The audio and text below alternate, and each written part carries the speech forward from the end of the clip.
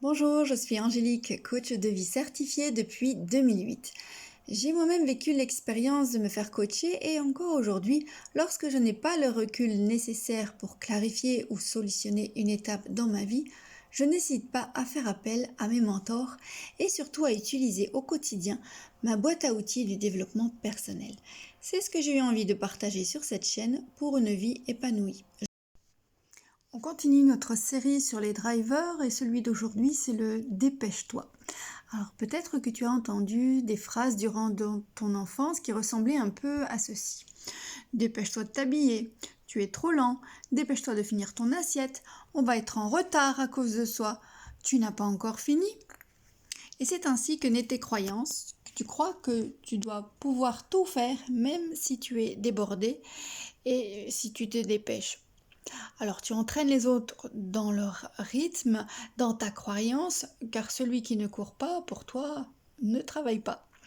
Alors le piège et le problème avec cela, c'est que tu te montres toujours pressé, faire vite plutôt que de prendre son temps. Et tu vas travailler sous stress de la dernière minute, on est dopé par le stress, difficile d'organiser, de préparer, tout se fait à la dernière minute, car tu crois pouvoir tout gérer si tu te dépêches. Donc tu dois toujours courir, tu es toujours débordé, tu ne supportes pas ceux qui se montrent lents et de devoir attendre. Ta faiblesse, c'est que tu travailles dans la précipitation et que de cette sorte-là, tu peux bâcler ton travail car ton objectif, c'est de te dépêcher à le faire afin d'aller jusqu'au bout. Il est difficile pour toi de te relaxer. Alors heureusement, tout ça aussi, tu as développé des qualités et des forces. Ce qu'on peut dire, c'est que tu es vraiment quelqu'un d'efficace dans l'urgence et que tu peux faire face sur plusieurs fronts. Donc ce sera plutôt cela que tu auras à développer.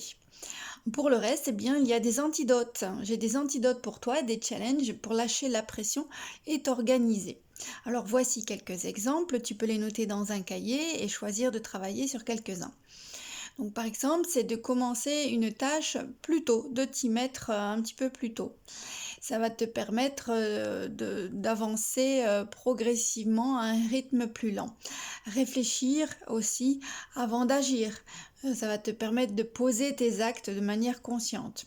De planifier aussi. Prendra du temps au départ, mais t'en fera gagner avec de l'efficacité.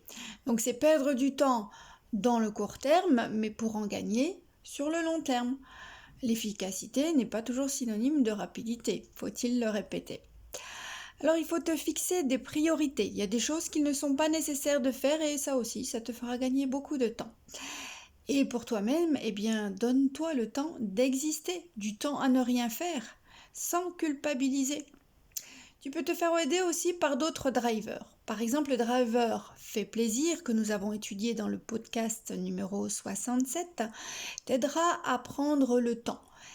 La semaine prochaine, nous étudierons ton binôme inverse, le soi parfait. Ce driver, c'est celui qui prend le temps et la minutie dans son travail. Il peut être ton binôme antidote. Si ensemble, vous trouvez le juste milieu acceptable, tu l'aideras de ton côté à travailler sur l'essentiel, à respecter les échéances, tandis qu'il t'aidera à mettre plus de précision dans ton travail. Pense à faire tes exercices dans ton cahier de développement personnel pour gagner tes progressions et tes résultats, pour voir comment tu avances. Et surtout, pour ne rien manquer, abonne-toi, like et tag un ami qui a le driver, dépêche-toi. Je te dis à très bientôt et coach-moi vôtre.